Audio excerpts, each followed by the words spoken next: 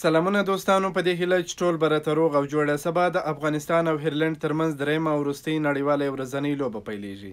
په دغه لوبه کې یو ځل بیا د باران امکان سته او که نسته. هوا به څنګه وي، لوبډله څنګه ده، د دې په اړه لنډ تازه معلومات در کوم. ویډیو تر اخره راسره وګورئ او که مو دا ویډیو خوښه شوه د خپلو ملګرو سره یې حتما شریکه کړئ.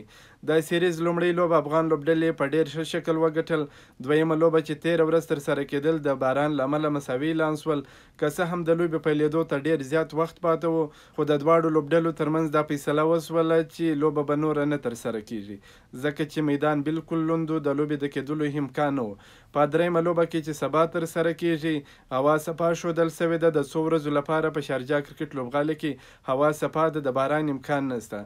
نو افغان لوبډله به په ډېر ښه لوړ مورال سره د لوبې ډګر ته کښته کیږي او د نوي ځوانانو چانس بیا ډېر زیات کم دی، ځکه چې که دویمه لوبه ترسره سوې وای افغان لوبډلې بریا ترلاسه کړې وای، نو په درېیمه او وروستۍ لوبه کې به افغان لوبډله کې ډېری ځوانان لوبغاړي لوبېدلي وای.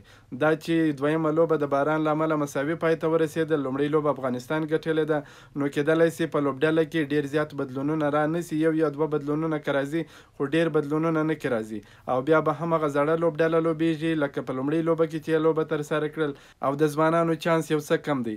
خو بیا هم کپتان او روزونکی به دې ته ګوري چې کوم لوبغاړی ښه فټ دی، کوم لوبغاړی کولی سي، کوم نسي کولی. خو زما په نظر به شاید ډېر بدلونونه را نه سي، ځکه چې دویمه لوبه مساوي سوې ده. نو افغان لوبډله به کوشش کوي چې درېیمه او وروستۍ لوبه او خپله دویمه لوبه هم وګټي. نو د افغان لوبډلې د بریا په هیله، په دې هیله چې ځوانان مو ښه وځلیږي، ښه لوبه ترسره کړي او ایرلنډۍ لوبډلې ته په درېیمه او وروستۍ لوبه کې ماته ورکړي. د 50 ورځې سیریز د خلاصېدو څخه وروسته سمدلاسه 20 ورځې سیریز هم پیلیږي. تر اوسه پورې افغان کرکټ بورډ لوبډله نه ده ټاکلې، خو ډېری ځوانان لوبغاړي متحده عربي اماراتو ته رسېدلي دي.